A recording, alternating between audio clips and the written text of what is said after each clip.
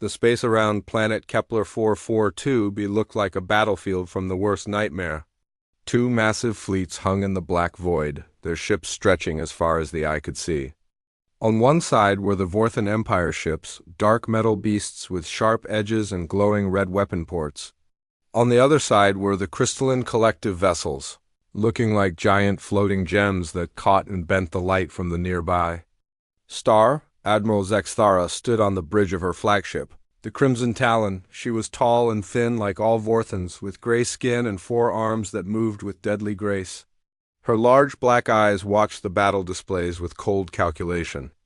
3 years of war had made her tired, but she would never show weakness to her crew. The battle had been going on for 3 full cycles now. 3 cycles of endless fighting with no clear winner.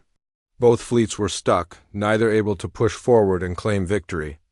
The Vorthans fired their plasma cannons in waves of bright orange light.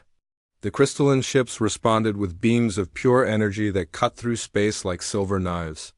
Ships on both sides exploded into balls of fire and metal, but still, neither fleet could break through. Below them, the planet Kepler 442b spun slowly in space. It was a beautiful world with blue oceans and green continents. Billions of peaceful people lived there. They were called Andromedans, and they had never wanted this war. They just wanted to farm their land and raise their children in peace. But now their world shook from the battle above. The energy weapons made the sky flash with strange colors. The electromagnetic pulses knocked out their power grids and communication networks. Zexthara looked at the tactical display again. Her fleet had lost 47 ships since yesterday. The crystalline fleet had lost 52. It was a slow dance of death that could go on for years. Both sides were too evenly matched. Both sides were too proud to retreat. On the other side of the battle, the crystalline mothership pulsed with soft light. Inside, thousands of crystal beings shared one collective mind. They did not speak with words like other species. Instead, thoughts and emotions flowed between them like water. Right now, that shared mind was filled with frustration and determination. The crystalline beings looked like living statues made of clear glass. Light moved through their bodies in patterns that showed their emotions. When they were angry, red light blazed through them. When they were sad, blue light flickered like tears. When they were determined, white light burned steady and bright. The collective mind remembered why this war had started. The Vorthans had claimed mining rights to 3 star systems that the crystalline collective also wanted. Both sides said they had the legal claim. Both sides refused to back down. What started as a trade dispute had grown into the biggest war. The galaxy had seen in 500 years. The Vorthan ships moved in perfect formation like a school of deadly fish. Each captain knew exactly what to do without being told. They had trained for war since they were children. The Vorthan Empire had been conquering worlds for 1,000 years. They were good at it, but the crystalline ships moved even better. They shared one mind, so they could coordinate in ways that no other species could match. When one ship turned left, 50 others would turn right at exactly the same moment. When one ship fired, 100 others would fire in perfect timing. It was like watching a deadly dance performed by a single dancer with 1,000 badas. The battle raged on. More ships died. More families lost fathers and mothers and children. The space around the planet filled with debris and the frozen bodies of warriors who would never go home. Lieutenant Kexara, a young Vorthan female, worked at the sensor station on the Crimson Talon. She was new to war, and the constant fighting made her stomach hurt. She tried to focus on her instruments, tracking enemy movements and watching for surprise attacks. Suddenly, something new appeared on her screen. A small blip on the very edge of sensor range. It was moving toward the battle, but it was not like any ship she had ever seen. The energy signature was strange. The size was tiny compared to the great warships around her. "Admiral," she called. Out, her voice shaking slightly. "I have an unknown contact approaching from Grid 77 Alpha." Admiral Zexthara moved to the sensor station with quick steps. Her black eyes studied the display. The unknown ship was small, maybe the size of a Vorthan destroyer. but it was moving with a confidence that seemed impossible. It flew straight toward the center of the battle zone, not trying to hide or take cover. "Can you identify the ship type?" Zexthara asked. Lieutenant Kexara worked her controls, trying to get more information. "No match in our databases, Admiral. The hull design is completely unknown, and the energy readings ... She paused, checking her instruments again. "The energy readings do not make sense." On the crystalline mothership, the collective mind had also noticed the newcomer. Thousands of crystal beings focused their attention on the small ship. Their shared thoughts buzzed with curiosity and concern. They had never seen anything like it either. The unknown vessel continued its approach. It seemed to ignore the deadly crossfire between the two fleets. Plasma bolts and energy beams filled the space around it, but the small ship moved through the battle like it was flying through empty space. "Could it be a scout ship?" asked Commander Nexstar, Admiral Zexthara S. second in command. He was older than the Admiral, with scars on his gray skin from many battles. "No scout would fly straight into a battle zone," Zexthara replied. "And look at the way it moves. It is not afraid." The ship was indeed moving with remarkable confidence. It changed direction smoothly, never slowing down. Sometimes it would accelerate to speeds that should have been impossible for a ship that size. Sometimes it would stop so suddenly that the crew should have been turned into paste against the walls.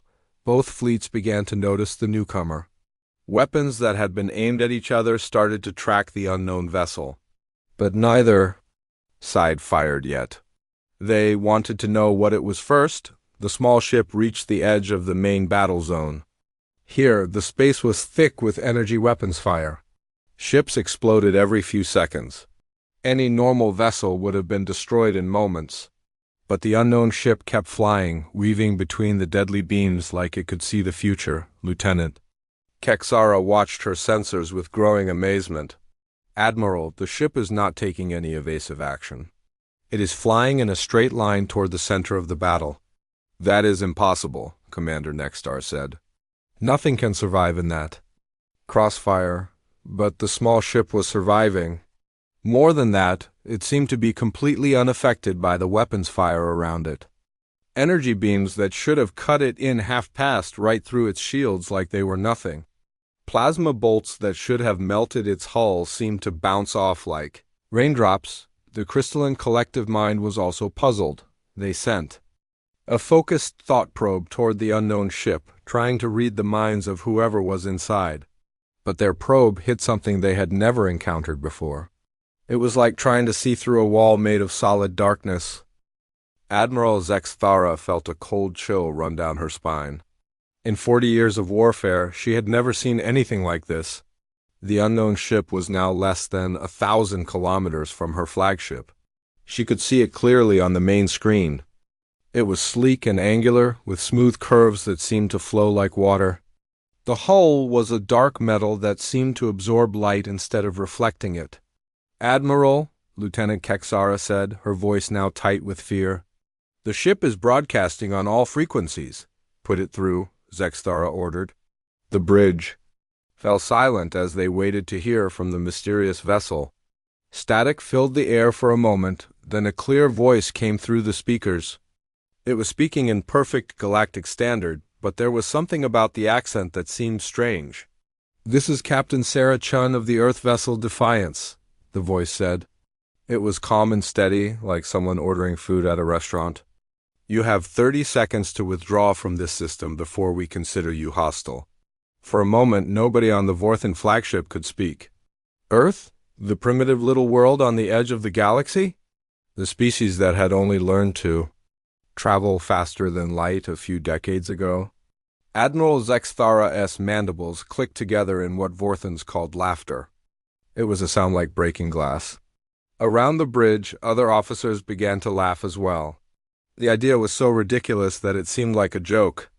Commander Nexstar shook his head in disbelief. "Earth? Are they serious?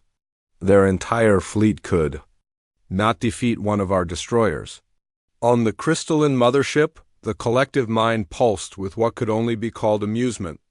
The thought of a single human ship threatening two of the galaxy's greatest military powers was beyond funny. It was absurd. The human voice came again over the radio. "I repeat, you have 30 seconds to withdraw from this system." "This is your only warning." Admiral Zexthara stopped laughing. There was something in that voice that made her uneasy. The human sounded completely serious. There was no fear, no doubt, no hesitation. It was the voice of someone who knew exactly what they were doing. "Open a channel," she ordered. "Channel open, Admiral," Lieutenant Kexara replied. "This is Admiral Zexthara of the Vorthan Imperial Fleet," she said, her voice filled with the authority of 1,000 conquered worlds. "You are a single ship facing two of the most powerful fleets in the galaxy. Withdraw immediately or be destroyed." The response came back instantly. "Admiral, you have 23 seconds remaining." The bridge of the Crimson Talon erupted. In angry voices, officers shouted about the insult to Vorthan honor. Some demanded that they destroy the human ship immediately, but Admiral Zexthara held up one of her four hands for silence. She studied the tactical display again. The human ship was now directly between the two massive fleets. It hung there motionless, as if it owned the entire star system. Its weapons were not charged. Its shields showed normal power levels. By every measure she could see, it was just an ordinary ship with ordinary capabilities. But something was wrong, something her warrior instincts could not identify. The 30 seconds passed. Both fleets waited to see what would happen. The space around planet Kepler 442b had never been so quiet. The silence in space was broken by Captain Chun's voice coming through the communication systems of both fleets. Her words were calm and clear, like she was talking to old friends instead of two massive war fleets that could destroy entire star systems. "Time's up," she said simply. "Engaging defensive protocols?" Admiral Zexthara watched her tactical display with growing confusion. The human ship had not moved. Its weapons were still not charged. Its shields showed the same normal power levels as before. What did the human mean by defensive protocols? Then, the impossible happened. The Earth ship called Defiance suddenly moved. But it did not move like any ship Admiral Zexthara had ever seen. It did not accelerate slowly like normal ships had to do. Instead, it went from completely still to moving faster than a fighter craft in less than 1 second. The sudden movement should have turned everyone inside into liquid. Lieutenant Kexara stared at her sensor display with wide eyes. "Admiral, the human ship just accelerated to 0.7 light speed. That should be impossible without an inertial dampener the size of a space station." But that was just the beginning. The Defiance began to move through the battle zone like it was dancing. It twisted and turned between the massive capital ships of both fleets. Vorthan destroyers that were 3 kilometers long looked like toys. Next to the grace of the small human vessel. Commander Nextar tried to track the ship with the Crimson Talon's weapons systems. "I cannot get a lock," he said, his voice tight with frustration. "The ship is moving too fast and changing direction too quickly." The Defiance flew past a crystalline battlecruiser so close that it should have scraped the hull. The crystalline beings inside the ship felt their collective minds shake with surprise. They tried to target the human vessel with their energy weapons, but it was already gone, appearing somewhere else entirely, on the bridge of the Crimson Talon. Admiral Zexthara watched the tactical display with the focused attention of a hunter. The human ship was not just moving fast. It was moving in ways that broke the laws of physics as she understood them. Ships could not change direction that quickly without massive engines. Ships could not accelerate that fast without crushing their crews. "How are they doing this?" she asked Lieutenant Kexara. The young Vorthan female worked frantically at her controls, trying to get better sensor readings. "I do not know, Admiral. The ship's engine output does not match its performance. According to my readings, it should not be able to move faster than a cargo freighter." The Defiance continued its impossible dance through the battle zone. It flew between energy beams that should have destroyed it. It passed through explosions that should have vaporized it. Weapons from both fleets tried to target it, but none could get a lock on the small ship across the battle zone. The crystalline collective mind was experiencing something it had rarely felt before: fear. The crystal beings shared their thoughts and emotions, and right now those thoughts were full of confusion and growing terror. They had never encountered anything like this human ship. The collective mind tried again to probe the vessel with their psychic abilities. Crystalline beings could read the thoughts of most other species. It was one of their greatest advantages. In battle, they could predict what enemy commanders would do before those commanders even decided. But when they focused their mental probe on the human ship, they hit the same wall of darkness they had encountered before. It was not like the mind was shielded. It was like the mind was not there at all. Or like it was something so alien that they could not understand it. The Defiance suddenly stopped moving. It hung in space exactly in the center of the battle zone, right between the two massive fleets. Admiral Zextara could see it clearly on her main screen now. The ship was beautiful in a strange way. Its hull was smooth and dark, with curves that seemed to flow like liquid metal. There were no visible weapons ports, no missile tubes, no obvious signs of military equipment. "Captain Chun," Admiral Zextara said over the open communication channel, "your ship is impressive, but you are still vastly outnumbered. I have 300 ships in my fleet alone. The Crystalline Collective has almost as many. Surrender now, and we will allow you to leave safely." Captain Chun's response came back immediately. "Admiral, I appreciate the offer, but I think you misunderstand the situation here." There was something in the human's voice that made Admiral Zextara's skin crawl. It was not arrogance exactly. It was more like complete confidence, like someone who knew a secret that nobody else knew. "What situation?" Admiral Zextara asked. "The situation where you think numbers matter," Captain Chun replied, on the crystalline mothership. The collective mind pulsed with growing agitation. The crystal beings had been analyzing the human ship since it arrived, and nothing made sense. The vessel's energy signature was unlike anything in their vast databases. The materials of its hull showed properties that should not exist. And now, the human was talking like she could defeat both fleets by herself. The collective mind decided to test the human's confidence. They selected one of their smaller ships, a destroyer with a crew of 50 crystal beings. The ship moved forward slowly, its energy weapons charging with bright silver light. Captain Chun's voice came over the communication system again. "I wouldn't do that if I were you." The crystalline destroyer continued its approach. Its captain, a tall crystal being named Veltar, had volunteered for this mission. He wanted to see what the human ship could do when faced with a real threat. His destroyer was armed with molecular disruptors, weapons that could break apart the atomic bonds. Of any material, the Defiance did not move as the crystalline destroyer approached. It just hung there in space, looking small and helpless compared to the larger warship. Admiral Zextara watched with interest.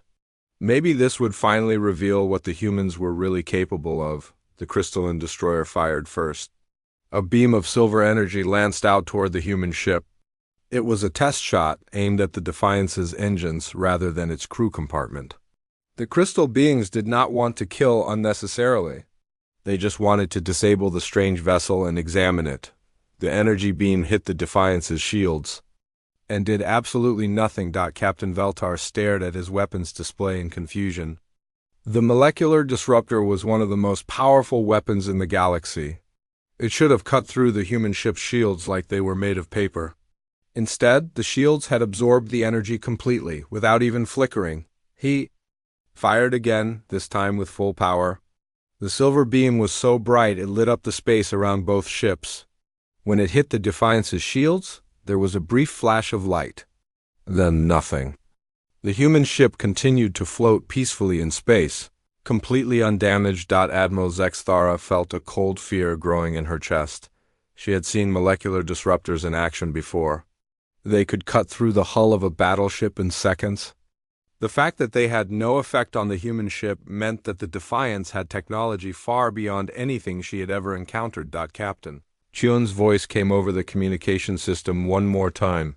"Are you finished testing my defenses?"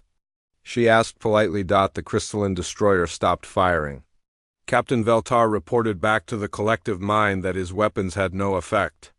The shared consciousness of his species rippled with shock and disbelief. How is this possible? Admiral Zexthara demanded over the open channel. Technology, Captain Chun replied simply. We've learned a few things since we joined the galactic community. Admiral Zexthara's mind raced. Humans had only achieved faster-than-light travel 37 years ago. Their technology was considered primitive by galactic standards. Their ships were slow, their weapons were weak, and their defenses were almost non-existent. The idea that they could have developed shields that could stop molecular disruptors was impossible. Unless they had help. Who gave you this technology? Admiral Zexthara asked. That's an interesting question, Captain Chun said. But before I answer it, I need to ask you something. Do you see that planet down there? Admiral Zexthara looked at the tactical display. Planet Kepler 442 be hung below them, blue and green and beautiful. She could see the lights of cities on the night side of the world. I see it, she said. There are 4 billion people on that planet, Captain Chun continued. They have families, children, dreams. They wake up every morning hoping to live. Another day in peace. But for the last 3 years, you've been fighting a war right above their heads. You've filled their sky with explosions and death. You've knocked out their power grids and damaged their communication systems. Some of their children have never seen a clear night sky because of the interference from your weapons. Admiral Zexthara felt something she had not felt in years, shame. She was a warrior trained from birth to conquer and destroy.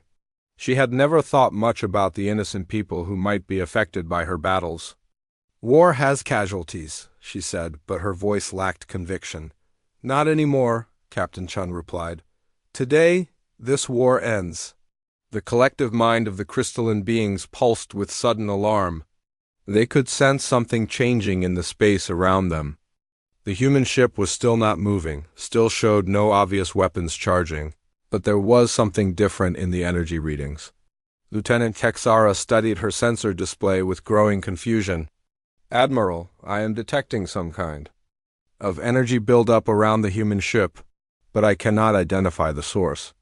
Admiral Zexthara looked at her tactical display again. The Defiance still looked exactly the same as before. Small, dark, peaceful. But her warrior instincts were screaming that something was about to happen. All ships raise shields to maximum, she ordered over the fleet communication system. Prepare for possible hostile action. The crystalline collective mind sent the same order to their ships. Both fleets began powering up their defensive systems. Energy shields flickered to life around hundreds of warships. Point defense systems came online. Every captain and crew member in both fleets prepared for battle. But they were not prepared for what happened next. Captain Chin's voice came over the communication system one final time. Her tone was still calm and friendly, like she was discussing the weather. I'm going to demonstrate something for you now, she said. Please pay attention. This will be important for what comes next. Admiral Zexthara gripped the railing of her command station with all 4 hands. Whatever was about to happen, she knew it would change everything. The small human ship floating between 2 of the galaxy's greatest fleets was about to show them something that would make them question everything they thought they knew about war, about power, and about humanity's place in the galaxy. The demonstration was about to begin. The space around planet Kepler 442 became completely silent. Both massive fleets waited to see what the small human ship would do. Admiral Zexthara stood on her bridge, watching the tactical display with the focused attention of a predator. Her 4 hands gripped the command rail so tightly that her knuckles turned white. Captain Chun's voice came through the communication system one more time. The beginning demonstration now, she said, as calmly as if she were starting a training. Exercise. The Defiance did not move. It hung in space between the 2 fleets, looking small and insignificant. Admiral Zexthara watched her sensors carefully, looking for any sign of weapons charging or shields strengthening. But the readings showed nothing unusual. Then a small panel opened on the side of the human Ship. Lieutenant Kexara leaned forward at her sensor station. Admiral, the human ship has opened what appears to be a weapon port. But the energy readings are very small. Whatever weapon they are preparing, it cannot be very powerful. Admiral Zextara nodded, but she did not feel relieved. Her years of experience in warfare had taught her to trust her instincts. And right now, her instincts were screaming that something terrible was about to happen. A thin beam of silver light emerged from the human ship. It was barely visible, no thicker than a pencil. Compared to the massive energy weapons that both fleets carried, it looked like nothing at all. Admiral Zextara had seen plasma cannons that could vaporize asteroids. She had seen particle beams that could cut through a planet's crust. This tiny silver beam looked like a toy. The beam moved slowly through space, traveling toward Admiral Zextara's fleet. It was not aimed at the Crimson Talon, but at another ship nearby. The target was the Eternal Blade, one of the newest and most powerful ships in the Vorthan fleet. It was commanded by Admiral Zextara's old friend, Captain Moore. Single quotes text. Captain Mortex watched the approaching beam with amusement. His ship had shields strong enough to stop anything the galaxy could throw at it. The hull was made of neutronium steel alloy, the strongest material known to science. The Eternal Blade had survived battles with the crystalline collective's most powerful weapons. A tiny beam from a human ship was not even worth worrying about. "Should I raise shields?" asked his weapons officer. Captain Mortex laughed, a sound like grinding metal. "For that? Do not waste the power. Let it hit us. Maybe it will scratch our paint." The silver beam reached the Eternal Blade and touched the hull just behind the main bridge. For a moment, absolutely nothing happened. The beam made contact with the massive warship and seemed to have no effect at all. Captain Mortex was about to make a joke about human technology when something changed. The spot where the beam touched the hull began to glow. It was a soft white light that spread outward like ripples in a pond. The light moved across the surface of the ship, growing brighter and faster as it went. "What is happening?" Captain Mortex demanded. His science officer worked frantically at his controls. "I do not know, sir. The beam appears to be affecting our hull at the molecular level, but I cannot determine how." The white light continued to spread across the Eternal Blade. It covered the weapons systems, the engine section, the crew quarters. Everywhere the light touched, the ship began to look strange.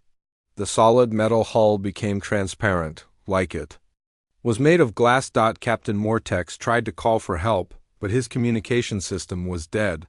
He tried to fire his weapons, but they would not respond. He tried to activate the emergency evacuation pods, but nothing worked. Then the Eternal Blade simply stopped existing. It did not explode. There was no flash of light, no debris field, no energy release. One moment it was there, a massive warship with a crew of 3,000 Vorthan warriors. The next moment, there was only empty space. The silence that followed was the deepest quiet that Admiral Zextara had ever experienced. Every being on every ship in both fleets stared at the empty space where the Eternal Blade had been. A ship that had taken 10 years to build and had cost more than the yearly budget of an entire star system had simply vanished. "Where did it go?" Lieutenant Kexara whispered. Admiral Zextara could not answer. Her mind was trying to process what she had just witnessed, but it made no sense. Ships did not just disappear. Matter could not be destroyed without releasing enormous amounts of energy. What the human ship had done was impossible according to every law of physics she knew. On the crystalline mothership, the collective mind was experiencing something that their species had never felt before: absolute terror. The crystal beings shared their thoughts and emotions, and right now those thoughts were filled with panic. They had just watched a heavily armed warship cease to exist with no explanation. The collective mind tried to analyze what had happened. They replayed the sensor data over and over, looking for clues, but the data made no sense. The human weapon had somehow unmade the Vorthan ship at the most basic level. It was as if the ship had never existed in the first place. Captain Chun's voice came through the communication system again. She still sounded calm and friendly, like nothing unusual had happened. That was a molecular disruptor operating at 0.3% power, she said. At full power, the weapon has a range of 1 light year and can affect multiple targets simultaneously. Admiral Zexthara felt her blood turn to ice water. A weapon that could destroy ships from a light year away? A weapon that could target multiple ships at once? The implications were beyond terrifying. Impossible, she said over the open channel. No such weapon exists. You just saw it work, Captain Chun replied. But if you need another demonstration, I can target one of your other ships. Or perhaps one of the crystalline vessels. I want to be fair to both sides. The collective mind of the crystalline beings pulsed with alarm. They immediately sent an order to all their ships, begin emergency retreat procedures immediately. But even as they gave the order, they knew it was useless. If the human weapon really had a range of 1 light year, running away would not save them. Admiral Zexthara's mind raced as she tried to understand the situation. A weapon that could unmake matter itself was beyond anything she had ever imagined. If the humans really had this technology, they could destroy entire fleets without even trying. They could eliminate whole planets if they wanted to, but that raised an important question. If humans had this kind of power, why had they stayed hidden on their small world for so long? Why had they only now revealed themselves? Captain Chun, Admiral Zexthara said carefully, your weapon is impressive, but I find it hard to believe that your people developed this technology on their own. Humans have only had faster-than-light travel for a few decades. You are correct, Captain Chun replied. We did not develop this technology ourselves. Admiral Zexthara felt a moment of relief. If humans had stolen or bought this weapon from someone else, then maybe they did not fully understand how to use it. Maybe they only had one ship with this capability. Who gave it to you? She asked. Captain Chun was quiet for a moment. When she spoke again, her voice carried a weight that made everyone listening pay close attention. 3 years ago, our deep space monitoring stations detected an unknown object in the outer edge of our solar system. It was a ship, but unlike anything we had ever seen. The vessel was massive, larger than anything in your fleets or the Crystalline Collective, but it was also dead. No life signs, no power, no activity of any kind. Admiral Zexthara listened with growing interest. An ancient derelict ship could explain where the humans had gotten their advanced technology. We sent a team to investigate, Captain Chun continued. What we found inside changed everything we thought we knew about the galaxy. The ship belonged to a species that called themselves the Architects. According to their records, they had been watching the galaxy for over 50,000 years. The collective mind of the crystalline beings rippled with shock. 50,000 years was longer than their entire recorded history. They had thought their species was one of the oldest in the galaxy. The Architects were incredibly advanced, Captain Chun said. They had technology that could reshape matter at the quantum level. They could travel between dimensions. They could manipulate time itself. But despite all their power, they had never interfered in galactic affairs. They were observers, watching and waiting. Waiting for what? Admiral Zexthara asked. For a species to prove itself worthy of their inheritance, Captain Chun replied. The Architects had seen thousands of civilizations rise and fall. They had watched empires conquer entire galaxies only to destroy themselves through war and greed. They were looking for something different. Something special. Admiral Zexthara felt a cold understanding beginning to form in her mind. And they chose humans? They did, Captain Chun said. But not for the reasons you might think.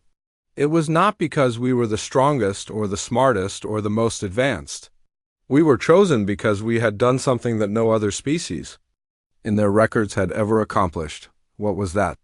The collective mind of the crystalline beings asked, speaking through their mothership's communication system for the first time. We had achieved true peace on our homeworld, Captain Chun said. For the first time in human history, there were no wars on Earth, no armies, no weapons of mass destruction, no conflicts between nations. We had learned to solve our differences through talking instead of fighting. The architects had been waiting 50,000 years to find a species that could do that. Admiral Zexthara felt something she had rarely experienced in her life: shame. The Vorthan Empire had been built on conquest and war. Her people had been fighting someone for as long as anyone could remember. The idea of a world without war seemed impossible to her. So they gave you their technology? She asked. They gave us more than that, Captain Chun said. They gave us a responsibility. The architects were dying out. Their species was old and tired, ready to move on to whatever comes after life. But they did not want their knowledge to be lost. They wanted someone to take their place as guardians of the galaxy. Guardians? Admiral Zexthara asked. Protectors of peace, Captain Chun explained. The architects had watched too many civilizations destroy themselves through endless war. They wanted someone to step in when conflicts got out of hand. Someone to enforce peace not through conquest, but through superior technology and moral authority. Admiral Zexthara looked at her tactical display again. The small human ship still hung in space between the two massive fleets. But now she understood that it was not just one ship. It was the representative of an entire species that had been chosen by beings far more advanced than anything she had ever imagined. And that is why you are here, she asked. That is why I am here, Captain Chun confirmed. This war between your people and the Crystalline Collective has gone on long enough. Too many have died. Too many innocent people have suffered. The architects left us very specific instructions about situations like this. What instructions? The collective mind asked. Captain Chin's voice became formal, like she was reading from an official document. When two or more species engage in prolonged warfare that threatens innocent populations, the Guardians are authorized to use whatever force is necessary to establish peace, preferably through negotiation, but if necessary, through the complete elimination of all military assets belonging to the warring parties. The meaning of her words hit both fleets like a physical blow. The humans were offering them a choice: stop fighting and make peace, or be destroyed completely. Admiral Zexthara realized that everything had changed. The age of conquest and empire was over. A new power had risen in the galaxy, one that would not allow the old ways to continue. The question now was what choice her people would make. Admiral Zexthara stood frozen on the bridge of her flagship, staring at the empty space where the Eternal Blade had been just moments before. Her mind struggled to process what Captain Chun had just told them. Humans were now the guardians of the galaxy, chosen by an ancient species more powerful than anything she could imagine. The implications were staggering. If what the human said was true, then the age of conquest was over. The Vorthan Empire, which had spent 1,000 years expanding across the stars, would have to find a new way to exist. Wars like this one would no longer be allowed. Admiral, Lieutenant Kexara said quietly, "What are your orders?" Admiral Zexthara looked around her bridge. Her officers were all watching her, waiting for her decision. These were warriors who had trained their entire lives for battle. They knew how to fight, how to conquer, how to destroy enemies, but they had never been taught how to make peace. "Captain Chun," Admiral Zexthara said over the open communication channel, "you say you want peace. But my people have been at war with the Crystalline Collective for 3 years. We have legitimate grievances against them. They claim territory that belongs to us by right." The collective mind of the crystalline beings pulsed with anger at this statement. Through their mothership's communication system, they responded immediately. The Vorthan Empire lies. Those star systems were ours. First, we established colonies there 200 years before the Vorthans even discovered faster-than-light travel. You abandoned those systems for 50 years, Admiral Zexthara shot back. When we arrived, there were no crystalline settlements. No active mining operations, nothing to indicate ownership. We withdrew temporarily due to solar radiation fluctuations, the collective mind replied. We always intended to return. The Vorthans knew this when they invaded our territory. Captain Chin listened to this exchange with interest. Both sides seemed to believe they were in the right. Both sides had logical arguments for their position. This was exactly the kind of conflict that had been tearing the galaxy apart for millennia. "Stop," Captain Chun said, her voice cutting through the argument like a blade. "This is exactly what I am talking about. You are both so focused on who is right that you have forgotten about who is suffering." She paused for a moment, then continued. "Let me tell you what I see when I look at this conflict. I see two proud species who have been fighting over rocks in space while billions of innocent people suffer. I see warriors who care more about their honor than about the children on the planet below us who have nightmares about the explosions." In the sky, Admiral Zexthara felt uncomfortable. She was a soldier trained to think about strategy and victory. She had never spent much time considering the civilians caught in the middle of her battles. "War has always had casualties," she said, but her voice lacked conviction. "Not anymore," Captain Chun replied firmly. "The architects left very clear instructions about this. Wars that harm innocent populations must be stopped immediately, period, no exceptions." On the crystalline mothership, the collective mind was struggling with this new reality. They had been fighting the Vorthans for 3 years, pouring resources and lives into this conflict. To simply stop and walk away felt like surrender. But they had also seen what the human weapon could do. The memory of the eternal blade simply ceasing to exist was burned into their shared consciousness. "What exactly are you proposing?" the collective mind asked. "Negotiation," Captain Chun said.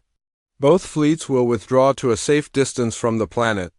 Representatives from both sides will come aboard my ship for peace talks. We will work together to find a solution that addresses everyone's concerns without further bloodshed." Admiral Zexthara's instincts rebelled against this idea. Negotiating from a position of weakness went against everything she had been taught. But she was not in a position of strength anymore.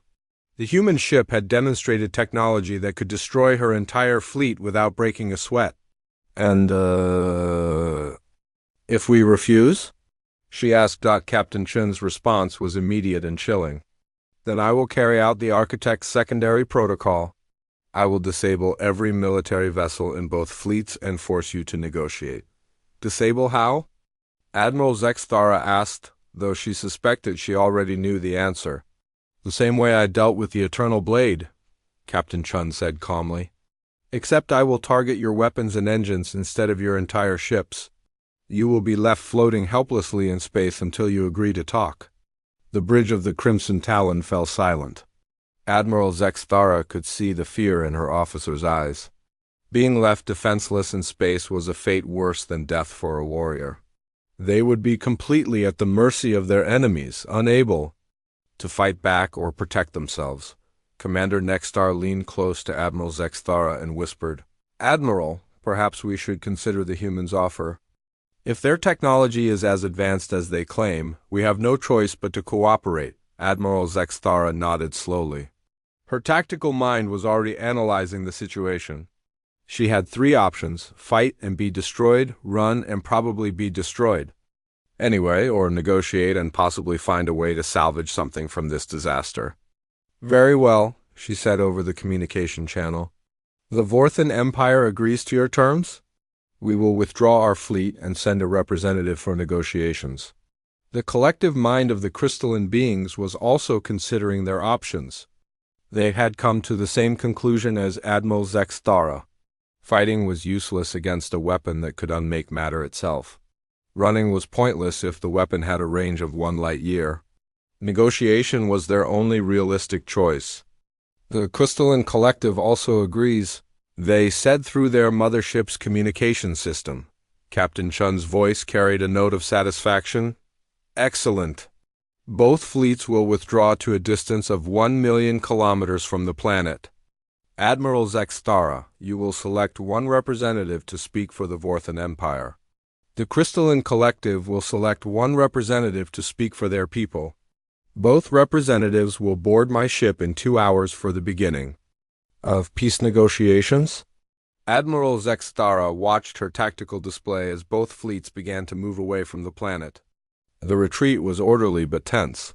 Ships that had been locked in combat for 3 years were now pulling back, their weapons powered down but their crews still on high alert.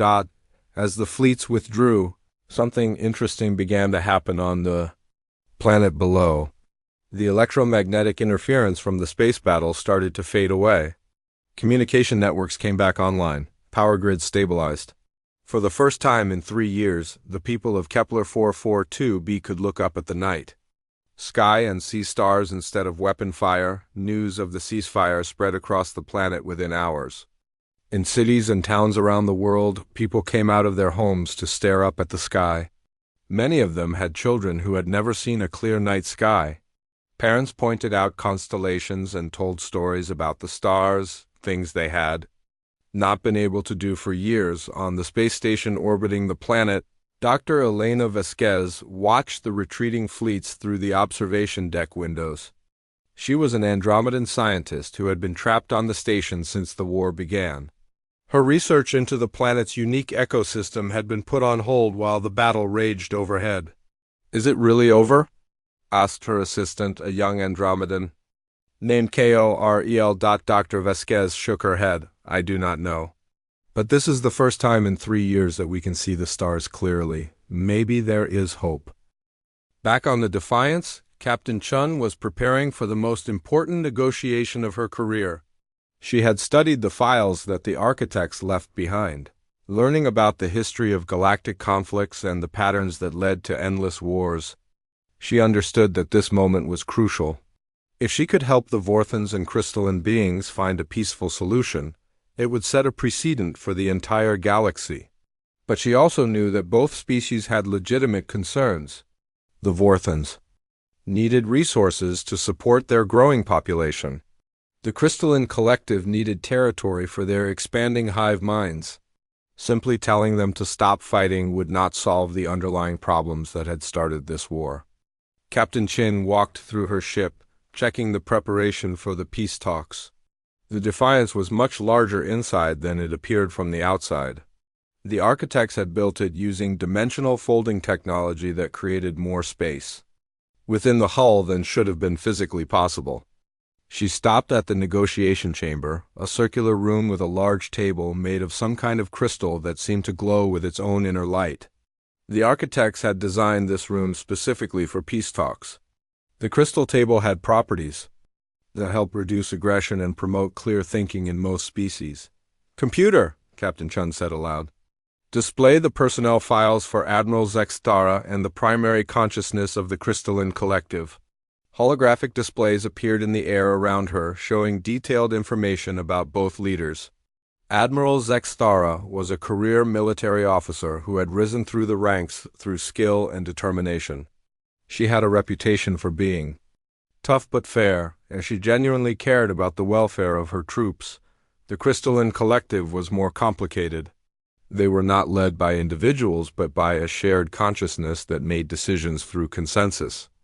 The primary consciousness was the strongest voice in their collective mind, but it could be overruled if enough other voices disagreed. Captain Chun studied the files carefully, looking for ways to appeal to both sides. She needed to find common ground between two species that had been killing each other for 3 years. An hour later, both representatives arrived. Admiral Zextara came in person, accompanied by 2 bodyguards. The crystalline collective sent one of their crystal beings, a tall figure that sparkled with inner light. The being's name was Corthanus, and it spoke for the collective mind. Captain Chin met them at the airlock. She was a middle-aged human woman with short gray hair and calm blue eyes. She wore a simple black uniform with no decorations or rank insignia. Despite her plain appearance, both alien representatives could sense the authority she carried. "Welcome aboard the Defiance," Captain Chun said. "I know this situation is difficult for both of you. No one likes to negotiate under threat, but I hope we can work together to find a solution that benefits everyone." Admiral Zextara looked around the human ship with professional interest. The corridors were wider than they appeared from outside, and the walls seemed to be made of the same dark material as the hull. Everything was clean and functional, but there was something about the design that felt alien even to her experienced eyes. "Your ship is impressive," she said.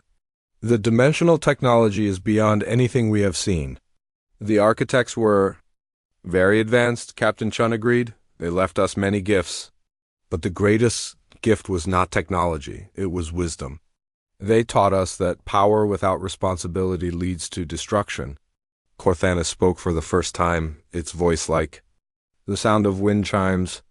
"The collective mind is curious about this wisdom. Our species has always believed that might makes right." "So did mine once," Captain Chun said.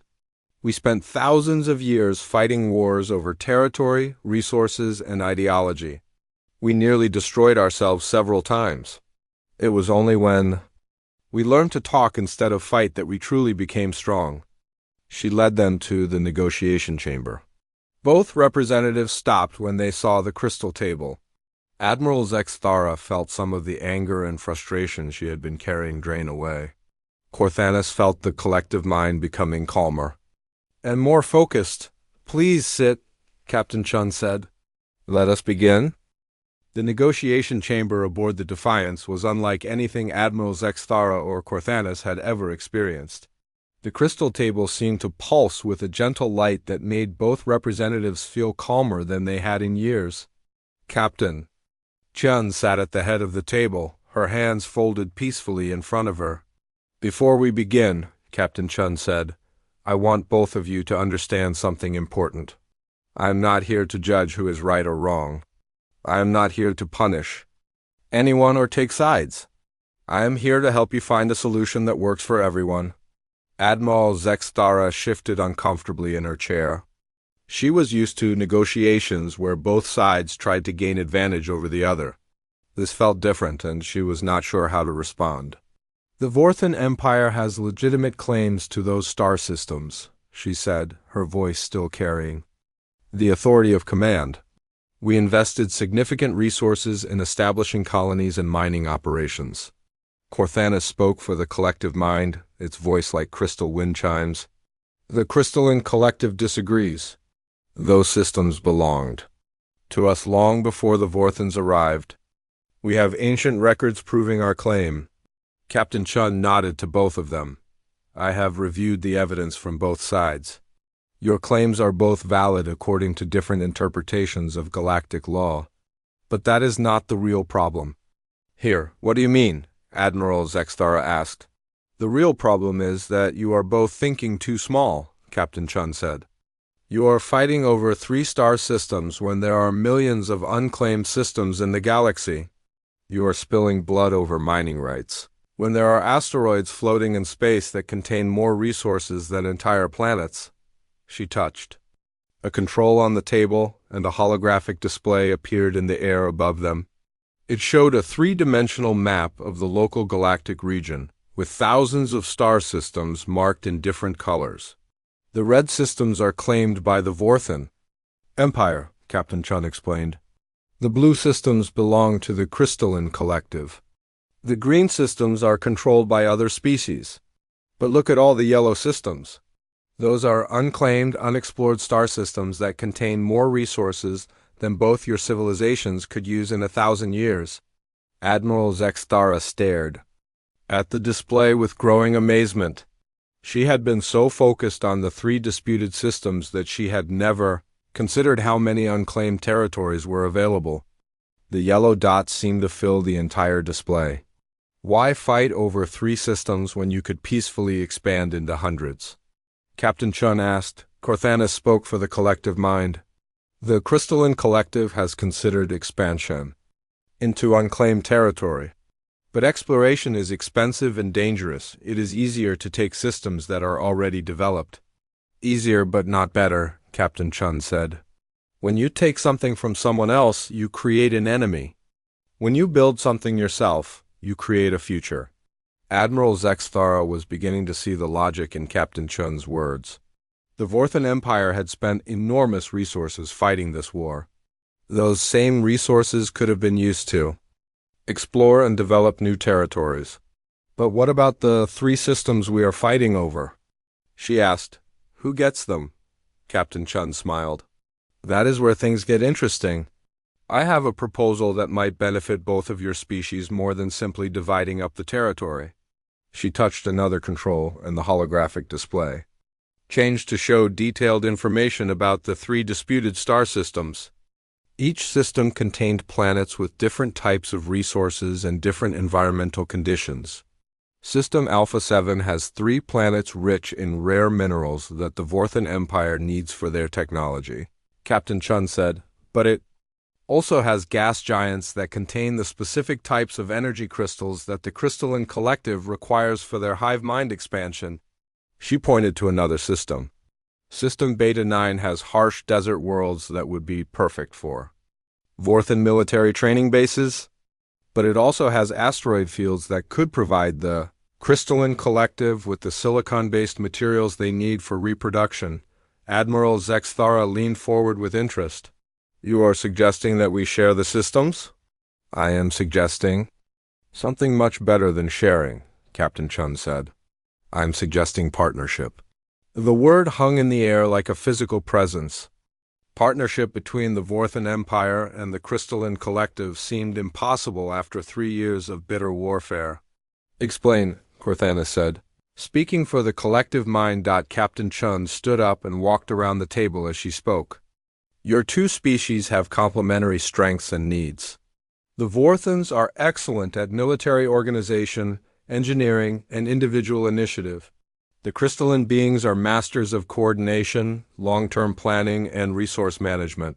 She gestured to the holographic display again. Instead of fighting over these 3 systems, you could work together to develop them.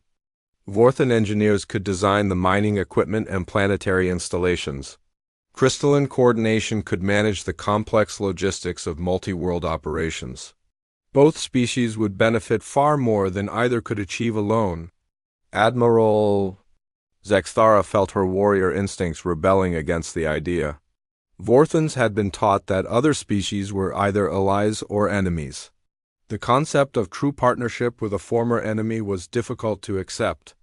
The Crystalline Collective has been our enemy for 3 years, she said. How can we trust them? Corthanus responded immediately. The collective mind has the same concern about the Vorthans. Trust must be earned, not given.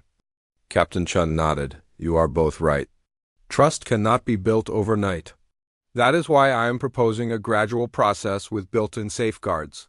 She touched the control again, and the display showed a timeline with different phases marked in different colors. Phase 1 would be a complete ceasefire and withdrawal of all military forces from the disputed systems, she explained. Both species would agree to a 6-month cooling-off period with no military activity in the region. Admiral Zexthara studied the timeline. And after 6 months? Phase 2 would be joint scientific surveys of all 3 systems, Captain Chun said. Small teams from both species would work together to map resources and identify development opportunities. This would allow you to get to know each other as people instead of enemies, Corthanus spoke for the collective mind. The Crystalline Collective finds this approach logical. Working together on scientific projects would reduce the risk of misunderstandings. Captain Chung continued. Phase 3 would be the establishment of joint development projects in areas where both species benefit. Shared mining operations, combined research facilities, cooperative defense agreements. Admiral Zexthara was beginning to see the potential benefits of this approach. Joint operations would be more efficient than competing operations, and having crystalline coordination abilities supporting Vorthan engineering could lead to projects that neither species could accomplish alone. What about the long term? She asked. Phase 4 would be the establishment of a permanent alliance, Captain Chun said. Not absorption of one species by the other, but true partnership between equals. You would maintain your separate identities and governments, but work together on projects of mutual benefit. The negotiation chamber fell silent as both representatives considered this proposal. It was far more ambitious than either had expected. Instead of simply ending the war, Captain Chin was proposing a complete transformation of the relationship between their species. Corthanus was the first to speak. The collective mind is intrigued by this proposal, but we need assurances that the Vorthans will honor their agreements. And we need the same assurances from the Crystalline Collective, Admiral Zexthara added. Captain Chun smiled. That is where humanity comes in. The architects gave us the responsibility to maintain galactic peace. As part of that responsibility, we are prepared to guarantee this agreement. How? Admiral Zexthara asked. Earth will establish a permanent monitoring station in the disputed region, Captain Chun explained. Human observers will oversee the implementation of each phase.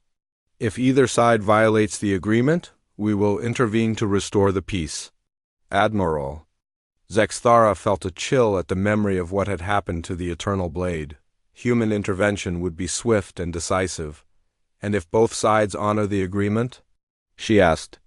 Then you will have achieved something that has never been done. Before in galactic history, Captain Chun said, you will have turned a destructive war into a constructive partnership. You will have shown other species that there is an alternative to endless conflict. Captain Chun walked back to her seat and sat down. I know this is a lot to consider. You do not have to give me an answer right now. Take all the time you need to discuss this with your governments and your people. Admiral Zexthara looked at the holographic display one more time. The three disputed systems were such a small part of the galaxy. There were so many other opportunities available if both species could learn to work together instead of fighting each other. I will need to consult with the Vorthan High Command, she said. The collective mind must also consider this proposal carefully, Corthanis added. Ken Chun nodded. Take all the time you need. But while you are making your decision, remember the planet below us. Remember the billions of people who have been living in fear because of this war. Remember that your choice today will determine whether their children grow up in a galaxy of peace or a galaxy of endless conflict. 3 hours later, both representatives returned to the negotiation chamber. Admiral Zexthara had spent the time in intense communication with her superiors. The Vorthan High Command had been initially skeptical, but the demonstration of human power had convinced them that cooperation was better than destruction. Corthanis had merged more deeply with the collective mind, allowing thousands of crystal beings to examine the proposal from every possible angle. The consensus had been clear. Partnership offered better long-term prospects than continued warfare. The Vorthan Empire accepts your proposal, Admiral Zexthara said formally. The Crystalline Collective also accepts, Corthanis added, Captain. Chun felt a wave of relief wash over her. Excellent. We will begin implementing Phase 1 immediately. Both fleets will withdraw from the disputed systems within 24 hours. A formal ceasefire agreement will be signed and distributed to all military units. As the representatives prepared to return to their fleets, Captain Chun stood up one more time. Today marks the end of one chapter in galactic history and the beginning of another, she said. You have chosen cooperation over conflict, partnership over domination, peace over war. The architects would be proud? 6 months later, Captain Chun stood on the observation deck of a new space station in the Alpha 7 system. Below her, Vorthan engineers and crystalline coordinators worked side by side on the construction of a massive mining platform. The project was ahead of schedule and under budget, demonstrating the power of true cooperation. The war that had raged for 3 years had ended not with victory or defeat, but with transformation. The galaxy was watching this unprecedented partnership with great interest. Other species were beginning to ask if they too could benefit from cooperation. Instead of competition on the planet Kepler 442b, children played under clear night skies filled with stars. Instead of weapon fire, Dr. Elena Vasquez had resumed her research into the planet's unique ecosystem, working with scientists from both the Vorthan Empire and the Crystalline Collective. The age of galactic warfare was not yet over, but it had received its first serious challenge. Humanity had taken its place as the guardian of peace, armed not just with superior technology, but with the wisdom to use that technology responsibly. Captain Chun watched the construction work below and smiled. The architects had chosen well. Peace was always harder than war. But it was also infinitely more rewarding. The future of the galaxy looked brighter than it had in thousands of years.